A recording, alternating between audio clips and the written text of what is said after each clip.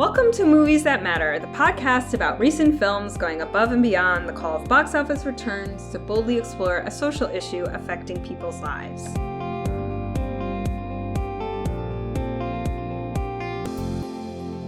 I'm Nicole Finari, and with me today is... Jen. What movie are we going to overanalyze this week? Harriet.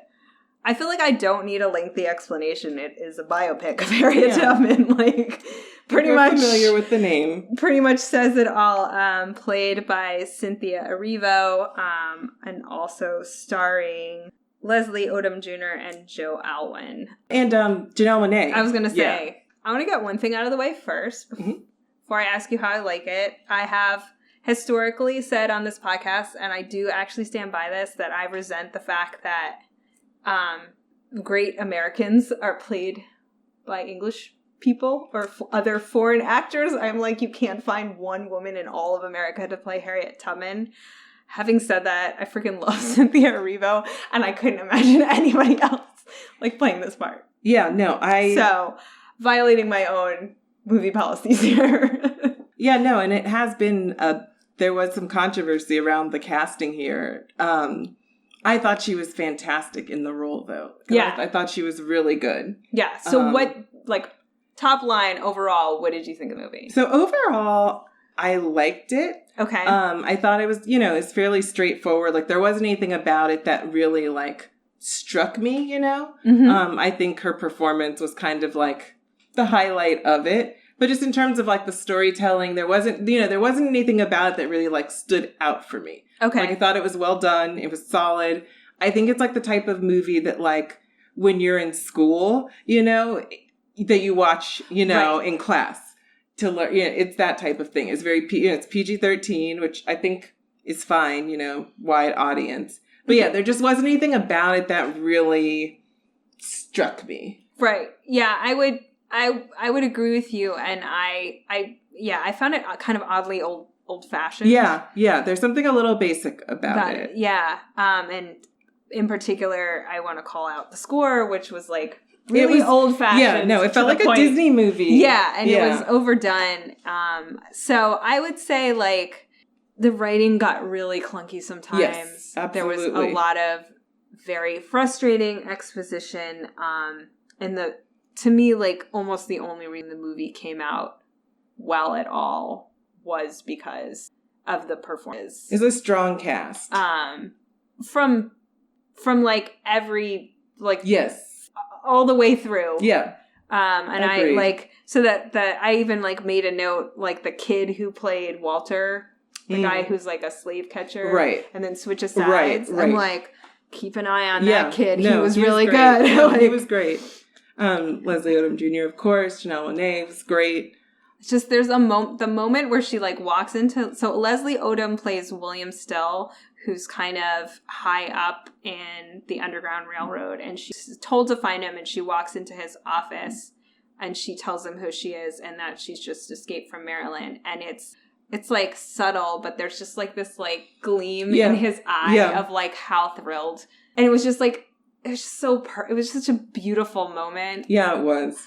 I will say, I said this on Twitter, I'll say it again here. If you're going to make a movie with Cynthia Erivo, Leslie Odom Jr., and Janelle Monáe with no singing, I know. You need to now make a second movie. Yeah, well, Cynthia Erivo sang. And she did. Yeah, and I loved that aspect of it. Having her sing the sort of... Loved it. Yeah, that was perfection. Great. So to let people know, that she was there, she would often sing to signal that she was there. And it was, and I believe that the producer said that she first saw Cynthia Erivo on Broadway in The Color Purple and said, that is who I want to play Harriet. She was just perfect for the role. I loved her voice. I even I loved her end song. I kind of stay through some of the credits as I take my notes after the lights come up and I can see and respectfully turn my phone on. But I'm I'm just going to sit here and listen to Cynthia Erivo sing this song. I like the song at the end. Yeah, and I wasn't sure if it was her, because I didn't stay. Was it her, or was it? Her. Okay. Yeah, it was her. Janelle Monáe, I said it before, and I'm only repeating myself, is on fire. Yeah, no, she's great. I don't know if she a triple threat? I guess, she sings, she dances. I don't know. She acts. She does it all. And she was, I really enjoyed her in this. Like, it's this type of thing where it's like, you can't help but notice that it's Janelle Monáe, and there's this little bit of, like, I even heard someone in the theater say, that's Janelle Monáe, and it's just hard to, just because she's a superstar. Is it because she's a superstar? And just because you're excited to see her. That beautiful. Yeah, and just because she's just inescapably, she just freaking glows people. She's just super talented. She really is. In a good variety of roles at this point. She was in this kids movie where she was just a voice actor. Yeah. And she was amazing in that. So far, there's nothing she's put her hand to. Exactly. Because she was also great in Moonlight. And in Hidden Figures. I'm in awe of her. She's really, I don't know. I guess I'm sort of skeptical about those transitions. I liked Hustlers. I just don't think Jennifer Lopez is great an actress. Frankly, I actually prefer her acting to her singing. Out of Sight. Love that movie. Sorry, get off sight. Off track. But yes, I agree. There aren't many people who can pull off making good music and being credibly good in movies. Yeah. And I think she does pull that off. Agree, 100%. So, but about the casting controversy really quickly. So with Cynthia Erivo, there was controversy both because, she's not African American. And then also there was sort of this feeling of, did she have thoughts or sort of express opinions on Twitter that were not derisive of African Americans, but were less than respectful? Yeah. So there was this whole thing. So I always try to avoid reading, too much about the movies, but I couldn't escape this. It was just on my Twitter feed, but there's this whole sort of discussion playing out about Cynthia Erivo and whether or not she'd made comments that, could be considered disrespect. So there was one where she said something about, she joked about talking ghetto, like an African American, and sort of just this idea. And I think one thing I thought was interesting about, and I'm not going to take a position on that either way, because I feel like there wasn't enough just from a few tweets that's going to tell me, what she thinks about African Americans or Black Americans. But I do think it is interesting just to note in general, we Black people are not a monolith. You can't just sort of swap one in for the other and, not have, what I mean? So I think it was just interesting to sort of see that, this movie's not going to just be universally accepted because, we're getting a Black story told on screen. There's going to be, what I mean? There's room for pushback and there's, a lot of space within that. And I just thought that was interesting to see because I don't. Yeah. And I didn't know any of that. And I do think, from my own perspective, I think it's worth sort of engaging with the fact that, Black people aren't a monolith. English Black people feel very differently about things, America versus anybody else. And to play this figure, right? This. But her, but it makes me wonder then, is her acknowledging that difference, maybe clunkily, I don't know, are we taking this all out of I don't know, so then that's where it's you say one stupid thing and the internet's or a few stupid things, all down your throat. I will completely admit to a megaton of bias where I'm don't make me hate Cynthia Erivo. I really love her so much. I know. I can't get bad news about her. To me, it didn't feel like there was enough there to make a strong judge. It wasn't there was something, an interview she gave her. There wasn't anything that I really saw that would make me feel, one way or another that, I didn't want to see her in this movie. And and I'd seen that before I saw the movie and it, I still thought she gave a great performance. I wonder if it'll have an impact, when we're talking about sort of Oscar nominations later on or things like that. Because I do think she could have a potential to get nominated. Yeah, and I wonder, will this impact it? How will that play out? Just thinking about Green Book from last year and just sort of how we've had these sort of controversies that come up. And will that impact the movie? And I'm very curious about, will the controversies around Harriet impact that later down the road? Yeah, and I don't know. I mean,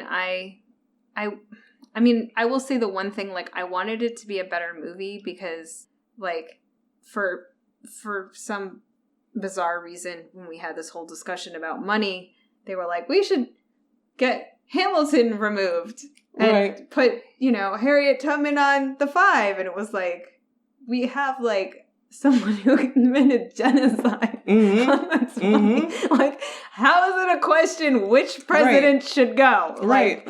And then I feel like the Hamilton musical, like, saved Hamilton and, like, shifted the conversation. And with the whole undoing of actually on the Treasury's part of going forward and putting Harriet Tubman on the money, I'm like, I really needed this to be the movie that there's just changed public opinion, and I'm not sure this is that movie, unfortunately. Yeah, there's just something sort of flat about it, right? Like it like some of the lines, there's like, she said a lot of just like, freedom or death. There was a lot of that, and it just all felt, and it wasn't the acting. It was just sort of, I don't know. No, I mean, the acting elevated. Yeah, it was just something that just didn't, I don't know. And maybe it was also just like the way the story was told. I mean, I kind of liked that they chose, like, they didn't try to necessarily tell her whole life story in detail and do this epic thing, that they chose, like, a period of her life, like that journey, like that initial journey from slavery to Philadelphia,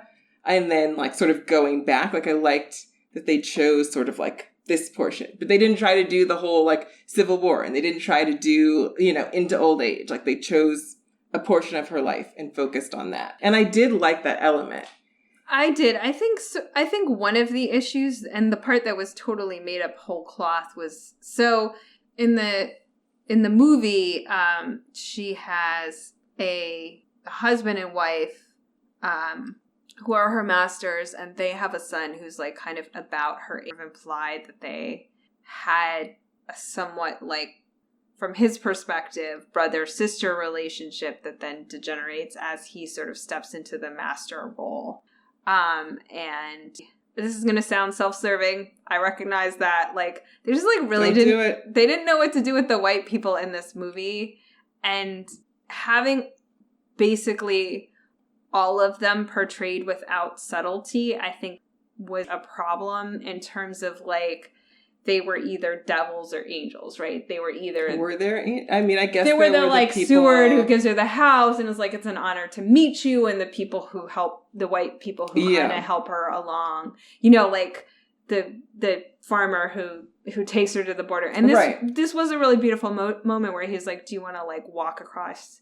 I can take you across, but you probably want to, like, walk. Right. And I'm like, sure, if he's done it a few times, he would know that. But, like, would he know that? Right. No, that was one scene that actually, I did think that was a moving scene. Was her, it was moving, but straightening up and just going, But I felt like there was a lack of what at least a significant portion of people thought, where they firmly believed that they were justified in slavery, that, Black people were better off somehow as slaves to them than to somebody else, as opposed to, like, I don't care if, it's good or bad to own another person, like, you're an income to me. Like, and I just was like, there was a missed opportunity there, and I think it was, like, one of the flaws, because then you don't get the sort of subtlety of interactions that, Black people have to go through a variety of white people, and sort of figuring out where they land, what's behind their words. I just think the son character was terrible, and all their interactions were stupid. And I didn't mind the scene where they had them talking about. So there's one scene where, like, the farm that she escapes from, they've fallen on hard times, they're going broke, and so they have to, in order to stay afloat, the son tells the mom that they're going to have to sell some of the slaves. Right. And I actually thought that was realistic in the sense of you're almost talking about them like you're talking about selling off livestock. Yeah, no. And I thought that was realistic and, was appropriate because that is how they thought of them. But then it's sort of like this weird, well, you're not talking about livestock, you're talking about human beings, right? And watching them and the weirdness of them unable to navigate that and reconciling it and being able to see that play out on their faces in that scene, I thought was well done. I think one thing that bothered me was that I didn't like that there were two Black characters that were involved with helping to catch slaves. I felt like one at most was enough. I don't understand why they felt the need to invent this evil, and it's not that didn't exist, but to invent this evil, slave catcher, the Black slave catcher. To sort of have him hunting her alongside the white guy, I didn't feel was necessary. I felt like we could have just had him, like white people's evil is enough here. Like we're talking about slavery and we didn't need two characters. You know what I mean? Like for that idea to come across that, yes, there were some Black people who, I didn't enjoy that. And having him kill, spoiler alert, having him kill Janelle Monáe's character, it just, I don't know. I felt like actually, if anything, I felt like it almost is like they sort of kept the white guy's hands somewhat clean in that sense. Well, yeah, and they sort of played to sort of the worst stereotype, certainly of that time, and continues to this day, of having the Black tracker, be this, what's the word, like hound dog, like oh yeah, like that line where he says, lustful. "Oh, I'm going to use my money to buy white hookers," and as if he would have been able to say those words and they wouldn't have killed him on the spot. It was weird, and that was an invented character, and it was very clear that it was, and it was weird, and I don't understand why. Right, and plays into this horrible stereotype of Black men who are just sort of lusting after white women. Yeah, and, one of your daughters, there's a Black man around. I guess what I was trying to say about the son character there, I think, on reflection, the missed opportunity was so they sort of present, where he says, you watched over me while I was sick and you were praying for me. And then she was like, I'm praying for you. But the white people who were in the system and who, again, really thought, really convinced themselves that their slaves loved them back, and that if they set them free they wouldn't leave, that mentality of just not understanding their role in human bondage. They try to have it both ways. They try to have it with him, and then he would say all this really obvious stuff, and I'm like, you would have done better, right? Because he thought of her as a pet, you know what I mean? He didn't think of her as fully human, but then it was also this, and the fact that he was so surprised when he found out that, he couldn't believe at first when they told him that that quote unquote Moses was Harriet, or I forget what her name, Minty? Was Minty, it? Yeah, and he couldn't believe that was possible. And I thought that sort of demonstrated his belief that, that she's just this simple, oh, that's so interesting. I took it another way. Yeah, he didn't think she could possibly be clever enough to be doing this or bold enough to be doing this. I didn't necessarily see that as a race thing. I saw it as a sex thing, which well, those things are not necessarily things you can they're not tease apart. But I actually think in terms of playing something with a little bit more subtlety, one of my favorite lines of the movie is, so she is married and her husband is free, and she makes the decision when she runs for freedom not to take her husband with her because the risk to him is that he could lose free status. Mm-hmm. And then she returns only to find out he assumed she was dead, has remarried, and moved on. And they have this whole really upsetting scene where she's just devastated that he moved on. And I'm kind of like, he did think this did happen, yeah. Dead. But then, like, they kind of resolve everything. And then he just kind of throws out there, like, half under his breath, something like, you hadn't decided to leave without me. Oh, see, I didn't take it that way. I thought he was taking it as in, like, he would have gone with her and died, and he loved her, and it just, you know. I didn't take it as, like, he was taking a shot at her. I did. Yeah.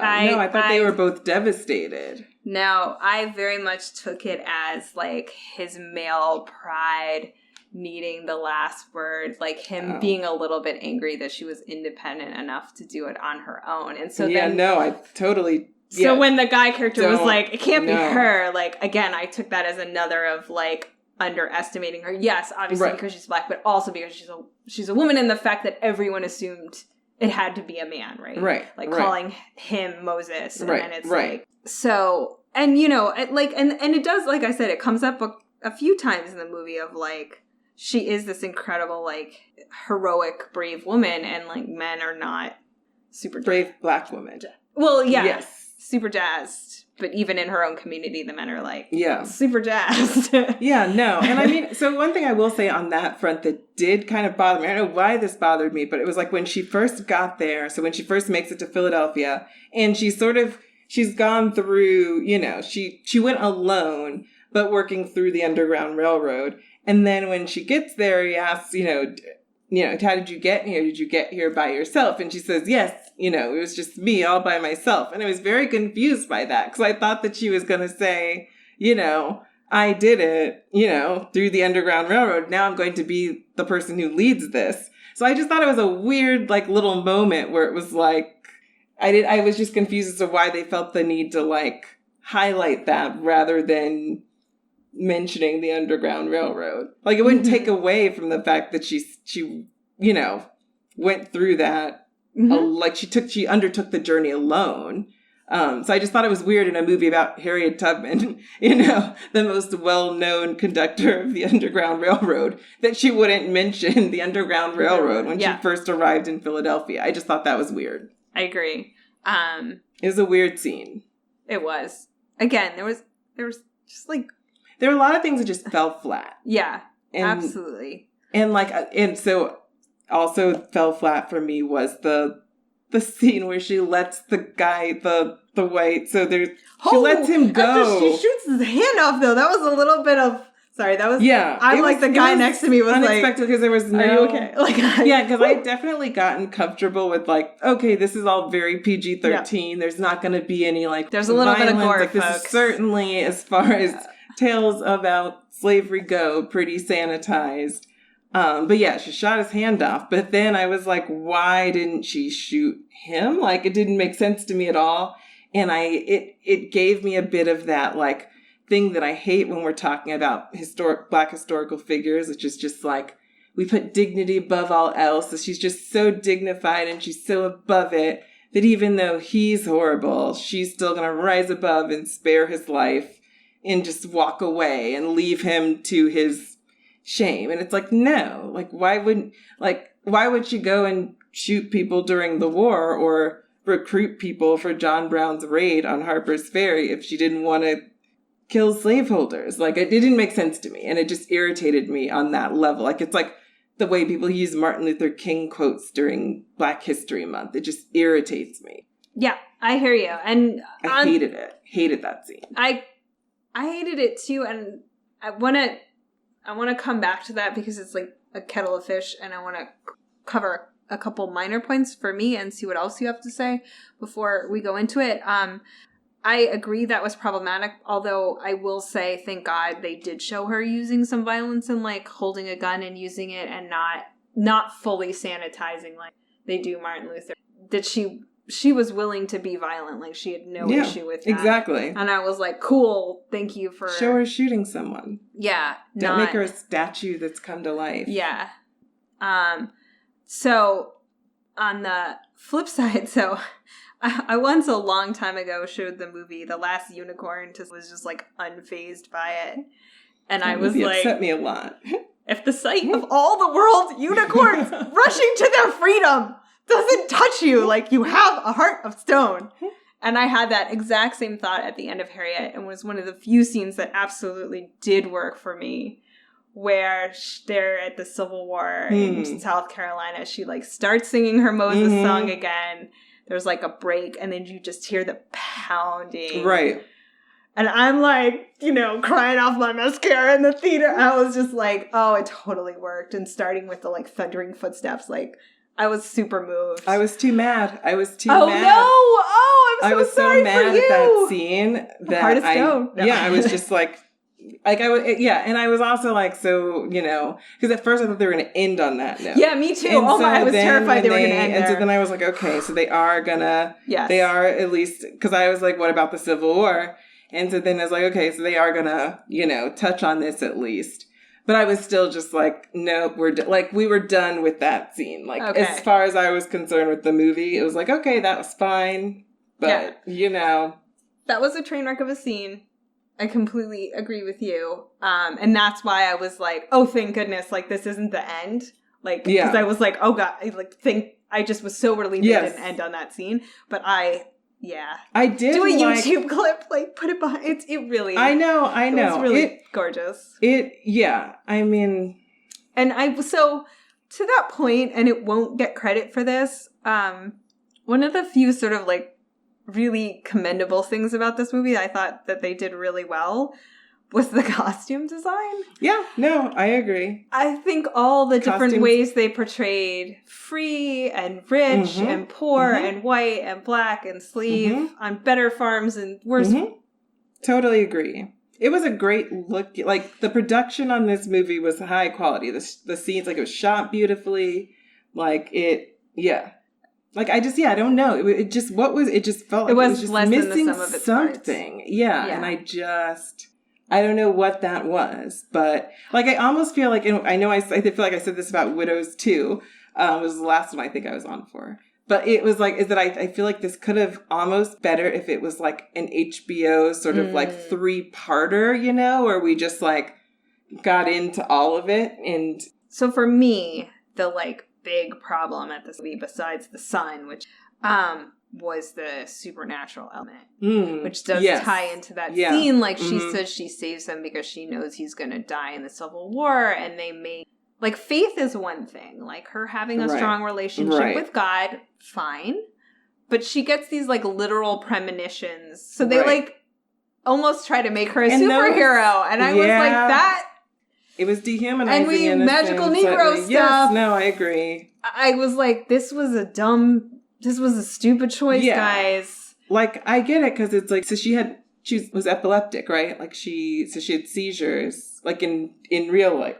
She did have, that's true. She had quote-unquote spells. Yeah, exactly. And so I sort of get where it came from.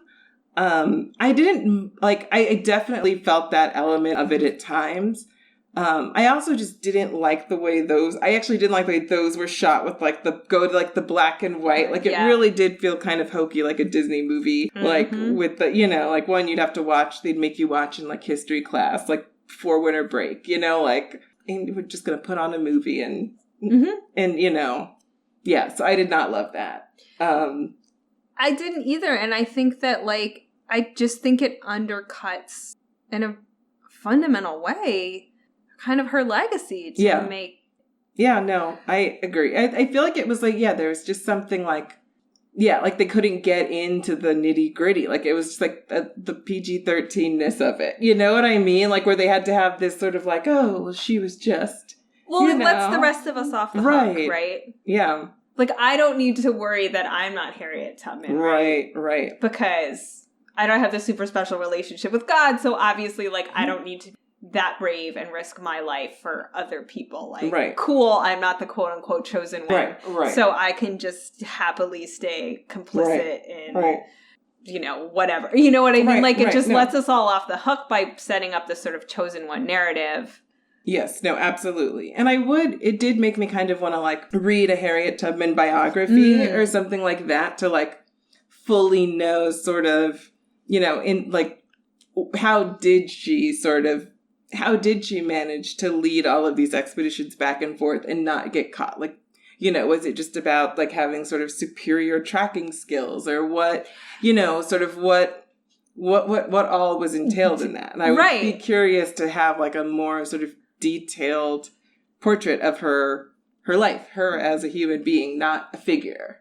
And to your point, like, you know, shoot it like a heist movie, right? Like, really get into the details of like, what were the complications in terms of like, how did she accomplish?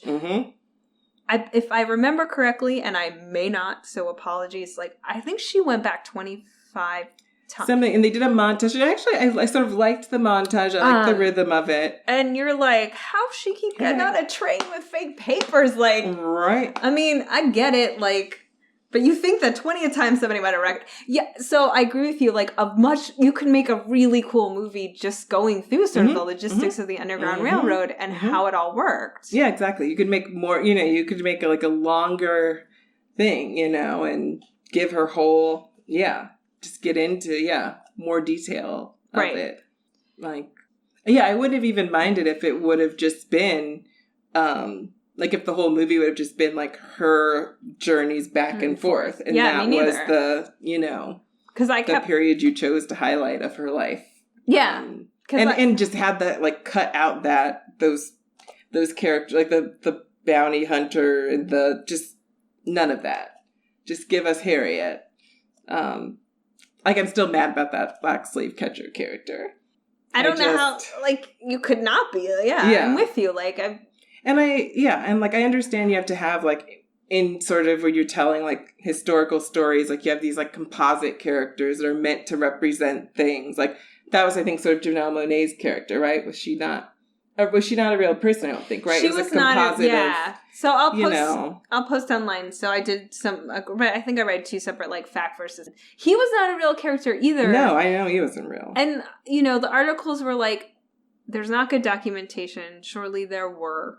Oh, absolutely. These people, but there weren't a lot of them. Like, enough to, like, feel like you needed to have a composite, you know what I mean? Yeah. And I think, you know, Janelle Monáe, I didn't mind that one. Well, and again, like, you know, I know we're trying to make a PG-13 movie or whatnot, but that doesn't mean that you have to dumb it down. Like, it's the subtleties of things. It's the subtleties of colorism. It's the subtleties of what real differences between what was like being in the North versus the South, what it was like being born free and being born a slave. Like, that's what makes for a rich, interesting story. Right. Like, what did the slave catcher add into a rich, interesting story? Right. He literally fell back on one of the worst stereotypes of black men of the time, and still to this day. Like, there's no argument to me in my mind. Exactly. And you didn't need it to tell Harriet's story. Like, there was nothing that he added that gave me a richer portrait of who she was. And that, to me... On the flip side, I was thinking, too, as we were talking about this, you have sort of the preacher character. Who is just like... Again, a composite character, but, you know, very relevant to the history of this very sort of, you know, duplicitous, like... He plays the game in front of the white people. He preaches in front of them about how slavery is good and they should all be thankful. And secretly, he is part of the Underground Railroad and a stop along the way. And when, you know, some of the characters in the movie first, like, learn about, they're like, we'll go to this pastor. They're like, you got to be kidding. Right. He's going to call the slave catchers immediately. So, again, I found... that, like, a valuable, worthwhile ad. Absolutely. I thought that was well done for, like, the reasons you described. It's sort of like slaveholders, white people, thought that they could use religion as a tool of oppression, and in some ways they were able to, but in other ways the Black church was, like, one of the few independent institutions that Black people had, and there was this element of, you know, being able to organize and help people escape, and I appreciated the way, I thought that was really well done. So then the last person I feel like we need to talk about, what did you make of the sister who wouldn't run, and then they have a confrontation about it, and she's like, don't judge me, like, not everybody is you, I'm fine here, like, this is what I know, and I'm fine. And I'm sitting there like, no, I'm judging you. Yeah, I thought it was wrenching. And like, the scene where they, where, he picks up her baby and, says like, I'm gonna, or, he says, I'm going to send your children away unless you tell me. And she tells him. And so I took it as like I understand, like she, she's just trying to keep her children with her, and she has no control, over that, like none, no power to, So I was glad that they put it in there. And I think, another time so victim blaming is an issue. Right. And though I don't think Harriet was victim blaming. No, but like, certainly there will always be those people who say like, there were more black people in the South than white people. Why didn't they just revolt? And then, like, why did all those Jewish people just get on the trains? Like, like definitely those among us who prefer to be bigoted will find a reason why. Yeah, absolutely.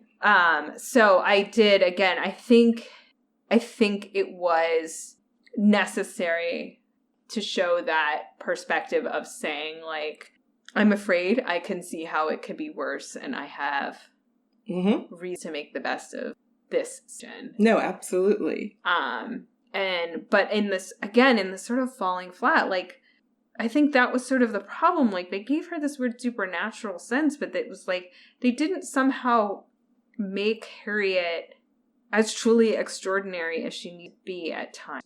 Yeah, and I just didn't have any real sense of like who she was, from the interactions that she had. It was just like freedom, It's like, I'd rather... Which I get. Like, you're Harriet Tubman, you are escape. But I didn't have any, like, we didn't get any sort of, like, we didn't get to spend any time with, like, her and her siblings, for instance, like, before she escaped. Like, it all sort of, like, we very quickly went into escaping, which is fine, but then it sort of made it, when they were having those conversations with one another later, like, it made it hard to, sort of feel anything. Like, with her parents, we had a few more scenes with them together. Mm-hmm. So, like, for instance, she, like, comes up behind her mom, and, like, that was a very touching scene. And, like, with her dad, we had a few different scenes with them together. Whereas with the siblings, it was a little less, because there just wasn't time really to, like, establish all that. There wasn't. And I think, yeah, I mean, when you make a movie about somebody like Harriet Tubman, you do sort of have to tell us, like, no, you can never truly know the mind of another person. But, like, she risked her life. She did something incredibly scary and difficult after she'd already achieved freedom. Right. Like, yeah. What... And you're right. You never really know, like, what kind of person does that. Right. Like, because it's 1 in a million, and not because she has some super magical connection to God. Like, exactly. And I would say that's what those supernatural elements took away from. Exactly. Was the true terror, like feeling the full extent of the terror that you would feel escaping one time, nonetheless escaping 25 times. Because whenever they were truly in peril, the sort of powers kicked in, and she was able to get them out of it.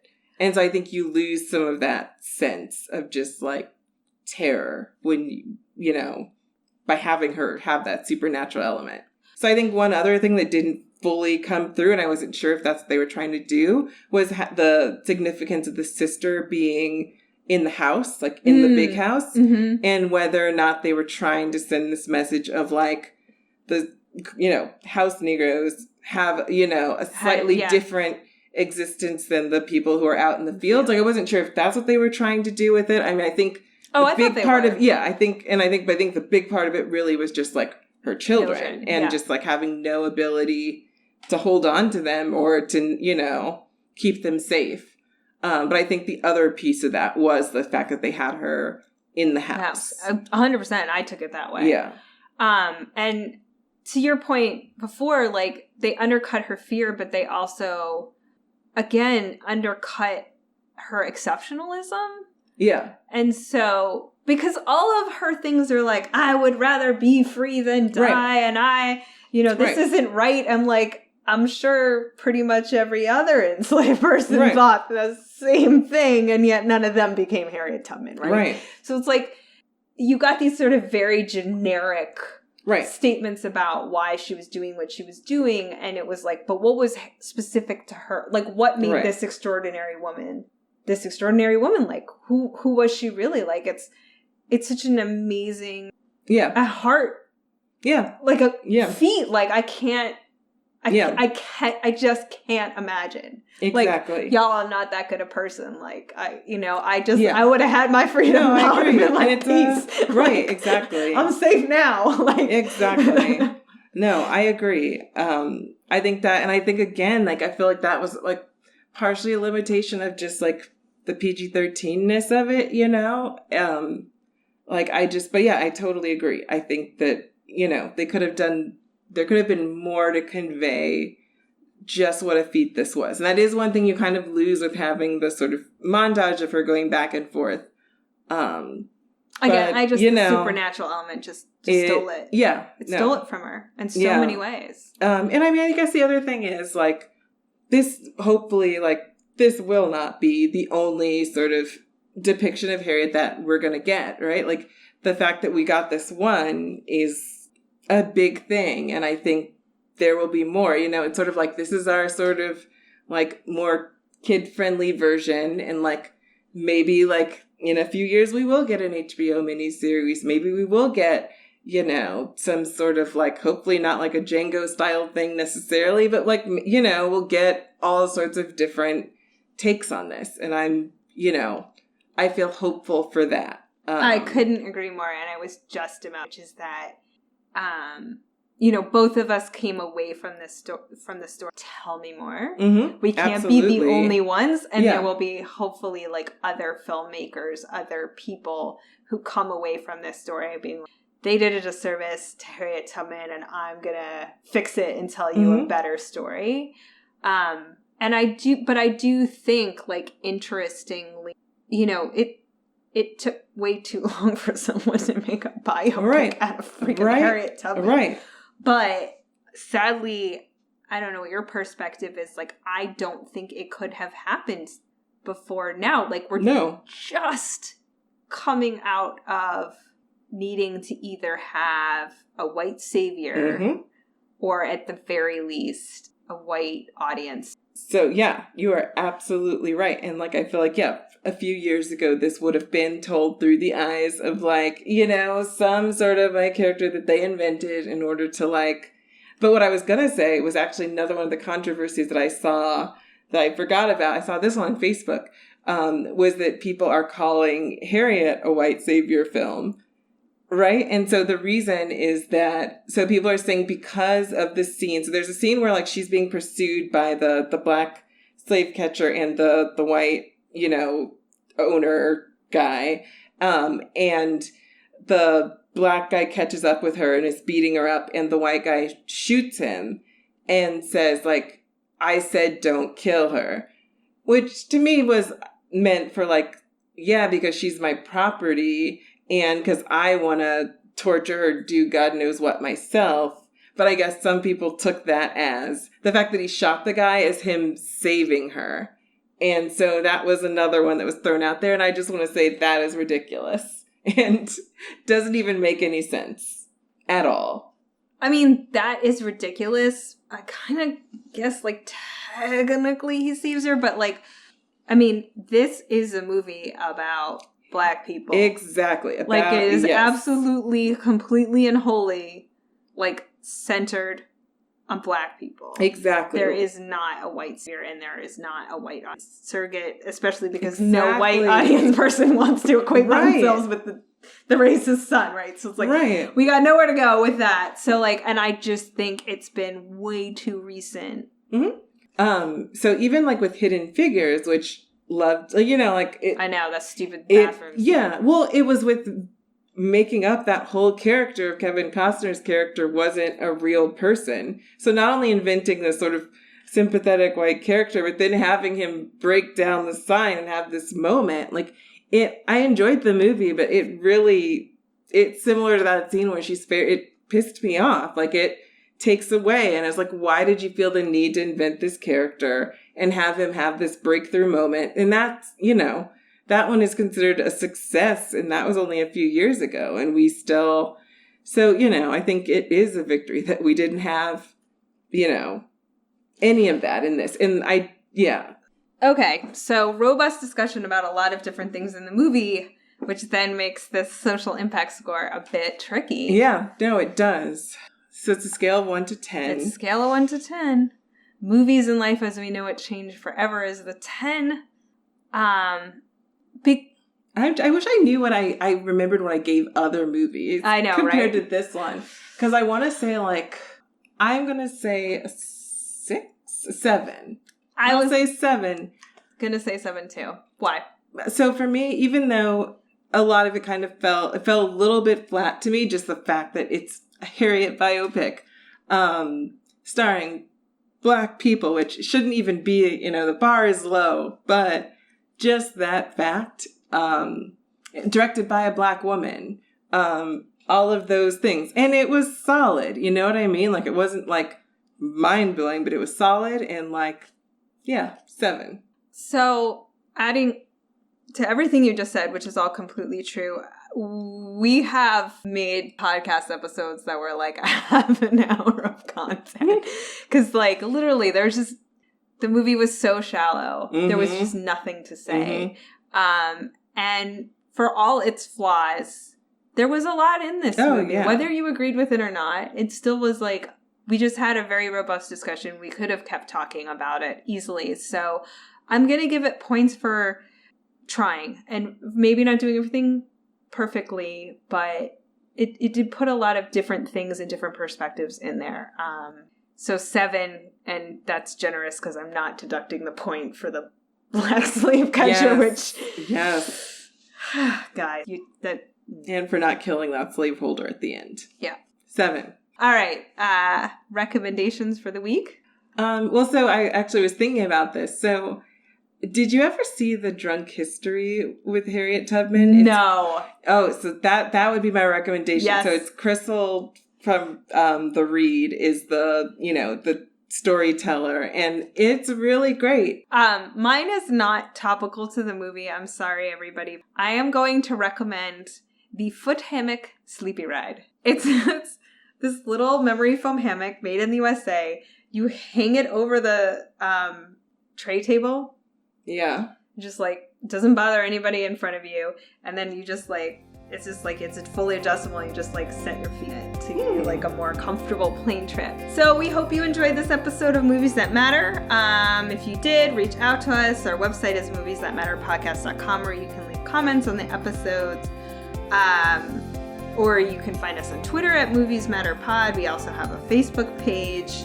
And you can always check Twitter to find out what movie we're overanalyzing next. And remember, movies matter. And so do you. We'll see you next time.